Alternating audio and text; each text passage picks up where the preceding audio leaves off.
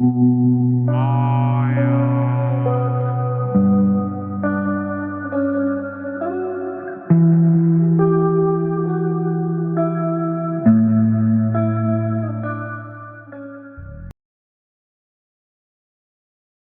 कहानी की शुरुआत 2013 से होती है, जब समुद्र के अंदर एक पोर्टल खुलता है और उस पोर्टल से बड़े बड़े टाइटन एलियन पृथ्वी पर आने लगते हैं। पहले एलियन को मारने में इंसानों को 6 दिन लग गए थे, लेकिन तब तक उसने काफी ज्यादा तबाही भी मचा दी थी। उसके बाद सभी को लगता है कि अब एलियन नहीं आएंगे, लेकिन एलियंस का आना रुकता नहीं है। जिसके बाद सारी दुनिया के लीडर्स मिलकर एलियंस का मुकाबला करने के लिए ईगर प्रोग्राम शुरू करते हैं। इस प्रोग्राम में ऐसे बड़े बड़े रोबोट बनाए जाते हैं जिसे 2 पायलट मिलकर चलाते हैं, और वो मशीनें उनके दिमाग से जुड़ी होती है, जिसकी वजह से पायलट एक दूसरे की इमोशंस भी महसूस करते हैं और वो मशीन की कमियों को भी महसूस कर सकते हैं। ये प्रोग्राम उन एलियंस काइजू को मारने के लिए सक्सेसफुल होता है, और सबसे स्ट्रॉन्ग ईगर जिप्सी के पायलट रॉली और येंसी हैं, जो कि जुड़वा भाई थे। वो टाइटन एलियंस को मारने की वजह से काफी ज्यादा फेमस भी हो चुके हैं और पूरी दुनिया उन्हें अपना हीरो मानती है।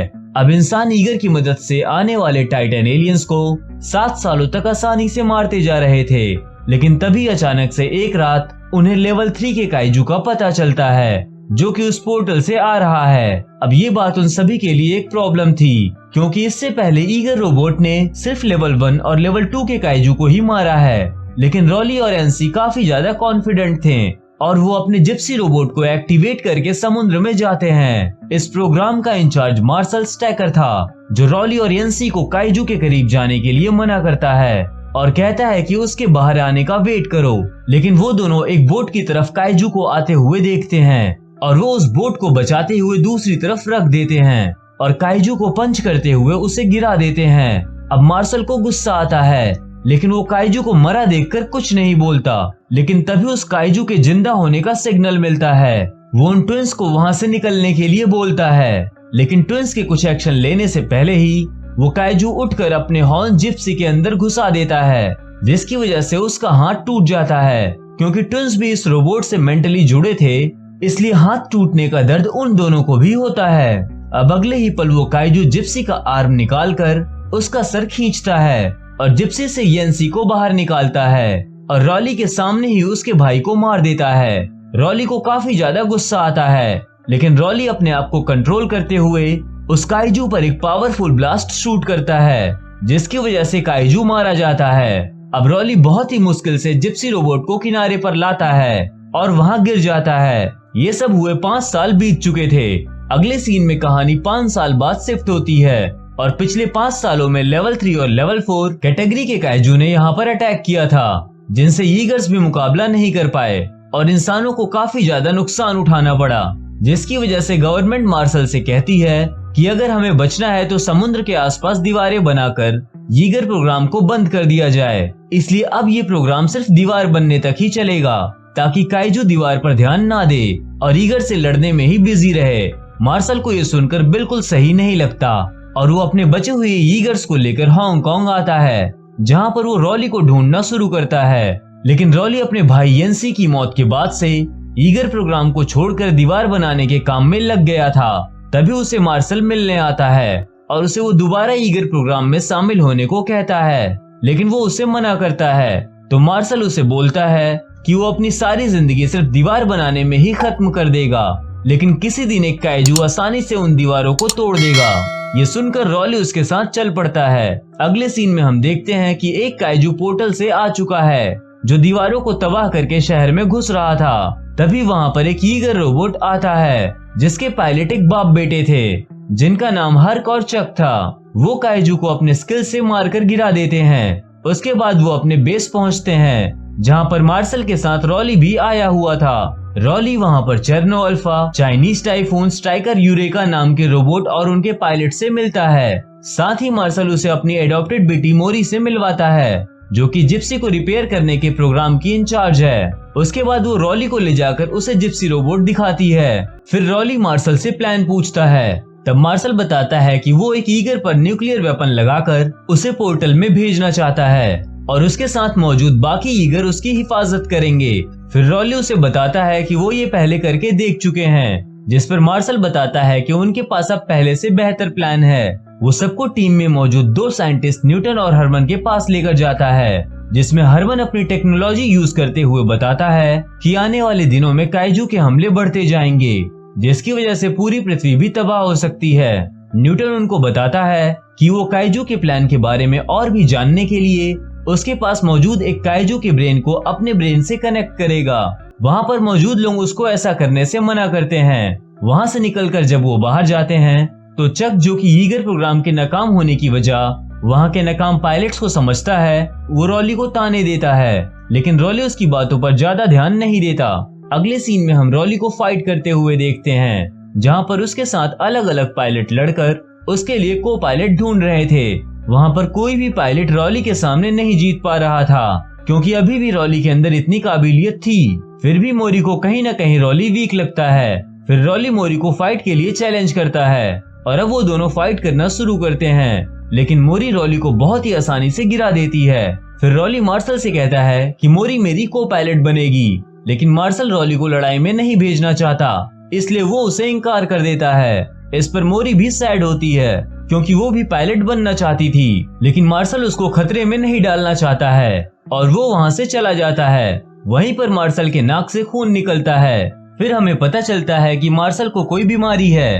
अगले दिन रॉली जब जिप्सी को ट्राई करने आता है तो ये देखकर खुश होता है कि मोरी ही उसकी को पायलट है और मार्शल ने भी उसको इजाजत दे दी है। रॉली मोरी को बताता है कि न्यूरल कनेक्शन के दौरान उसे अपनी यादों को कंट्रोल करके रखना है, उसे अपनी पुरानी यादों को नहीं सोचना है, और दोनों इसके बाद कनेक्शन करने को तैयार हो जाते हैं। दूसरी तरफ हम देखते हैं कि न्यूटन मना करने के बाद भी काइजू के ब्रेन से खुद के ब्रेन को कनेक्ट करता है, जिसकी वजह से उसे कुछ बातें पता चलती है। लेकिन थोड़े टाइम बाद वो डर कर वापस आता है और मार्शल के पूछने पर बताता है कि उसने पोर्टल के नीचे काइजू के बहुत बड़ी आबादी को देखा है, जो अर्थ पर कब्जा करने के लिए आना चाहते हैं। उन्होंने अभी तक जो काइजू भेजे थे वो तो सिर्फ इंसानों की ताकत को समझने के लिए भेजे थे, ताकि वो परफेक्ट प्लान बनाकर अर्थ पर इन्वेजन स्टार्ट कर सके।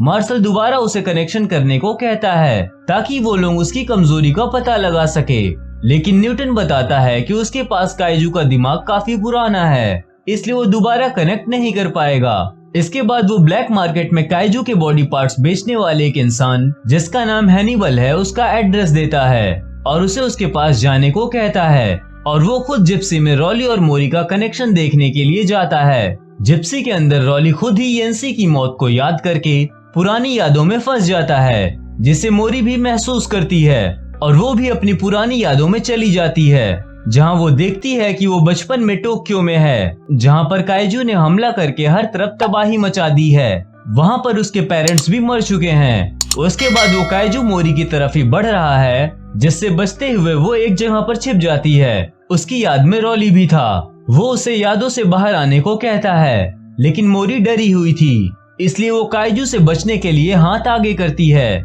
जिसकी वजह से जिप्सी का हाथ भी आगे होता है और एक ब्लास्टर ऑन हो जाता है। फिर अपनी यादों में मोरी देखती है कि काइजू से लड़ने के लिए एक ईगर आया है, जिसमें से मार्शल निकला है। अब दूसरी तरफ वेपन भी लोड हो चुका था। तभी वहाँ के लोग जिप्सी का पावर शट डाउन कर देते हैं, जिसकी वजह से सारी मशीनें बंद हो जाती है। अब रॉली और मोरी दोनों बाहर थे।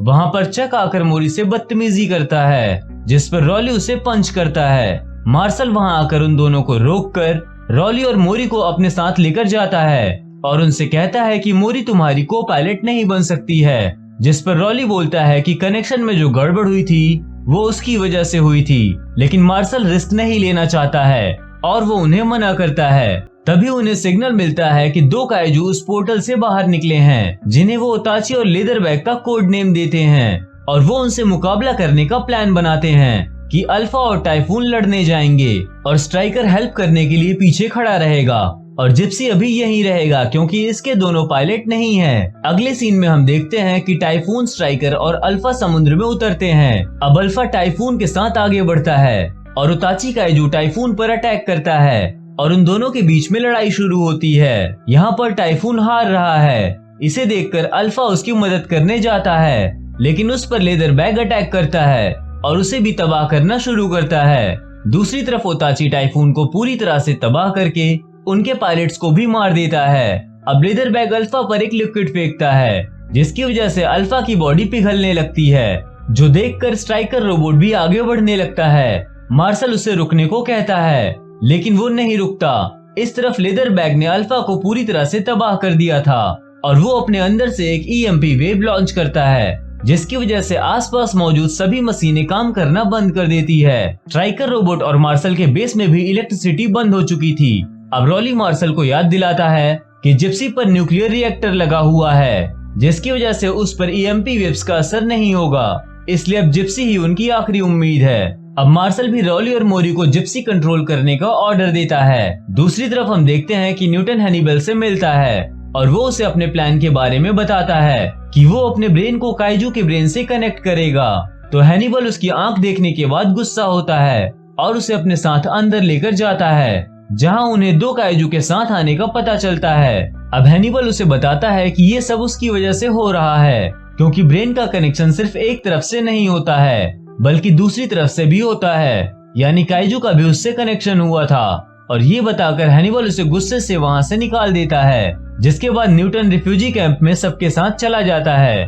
दूसरी तरफ जिप्सी और लेदर बैग की लड़ाई होती है, जिसमें जिप्सी लेदर बैग को आसानी से मारे जा रहा था और उसे मारकर खत्म कर देता है। फिर वो उताची के पीछे जाता है, जो अब एक शहर में घुस गया था और न्यूटन के पास पहुंच चुका था। तभी जिप्सी भी एक बोट को घसीटता हुआ लाता है और उस बोट को एक बैट की तरह यूज करता है और उताची को उससे मारता है। अब वहाँ पर उन दोनों की लड़ाई होती है। उताची भी उस पर अटैक करता है, लेकिन जिप्सी उताची को आसानी से मार रहा था। तभी उताची अपने पंख को खोलकर जिप्सी को पकड़कर हवा में ले जाता है। जिप्सी अपने एक वेपन का यूज करके उताची के 2 टुकड़े कर देता है और वो आसमान से सीधा समुद्र के अंदर गिर रहा है, लेकिन जिप्सी अपने थ्रस्टर का यूज करके आसानी से जमीन पर लैंड कर लेता है। उसके बाद वो दोनों वापस बेस पर जाते हैं, जहां सभी लोग उसे चीयर करते हैं और चक भी उसकी तारीफ करता है, क्योंकि उन दोनों की वजह से ही आज वो लोग बच पाए थे।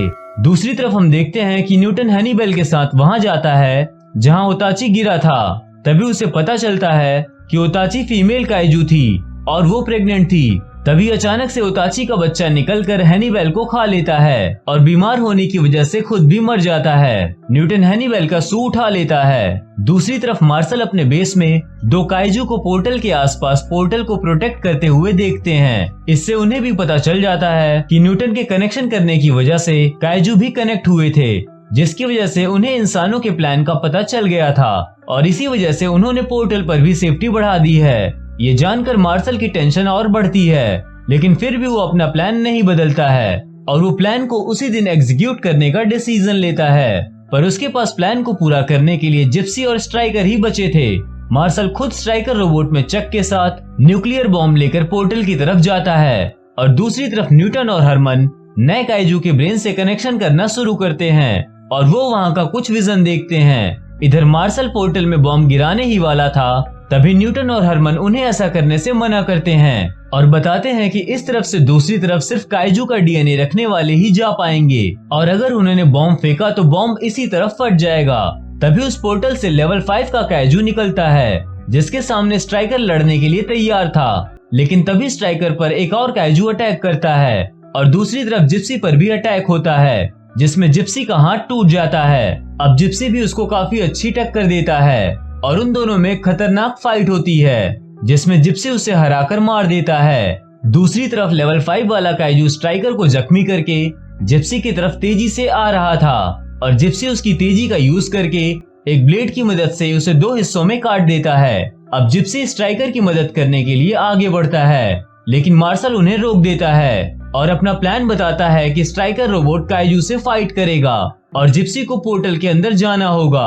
अब एक और काइजू स्ट्राइकर पर अटैक करता है और उन दोनों के बीच फाइट शुरू होती है। चक और मार्शल उन काइजू को रोकने की पूरी कोशिश करते हैं ताकि जिप्सी का रास्ता साफ हो सके। उसके बाद मार्शल एक न्यूक्लियर बॉम्ब को ब्लास्ट कर देता है, जिसकी वजह से एक बहुत बड़ा ब्लास्ट होता है। उसके पास मौजूद काइजू और स्ट्राइकर दोनों तबाह हो जाते हैं। अब जिप्सी एक मरे हुए काइजू को लेकर पोर्टल की तरफ जाता है ताकि वो इसके डीएनए का यूज करके पोर्टल में चला जाएगा, लेकिन तभी उसके सामने लेवल 5 कैटेगरी का काइजू आ जाता है जो कि ब्लास्ट से भी बच गया था। इसे देखकर जिप्सी मरे हुए काइजू को छोड़कर उसकी तरफ अटैक करता है और उसे पकड़कर सीधे पोर्टल के अंदर कूदता है। अब जिप्सी पोर्टल के अंदर चला जाता है, मगर मोरी की सांस रुकने लगती है। तभी रॉली उसे वापस समुद्र से बाहर की तरफ लॉन्च करता है और वो खुद पोर्टल में आगे बढ़ता है, जहाँ बहुत सारे काइजू थे और वो उसे देखकर शॉक हो जाते हैं। लेकिन रॉली न्यूक्लियर बॉम्ब को शूट करता है और खुद को वापस समुद्र की तरफ लॉन्च करता है।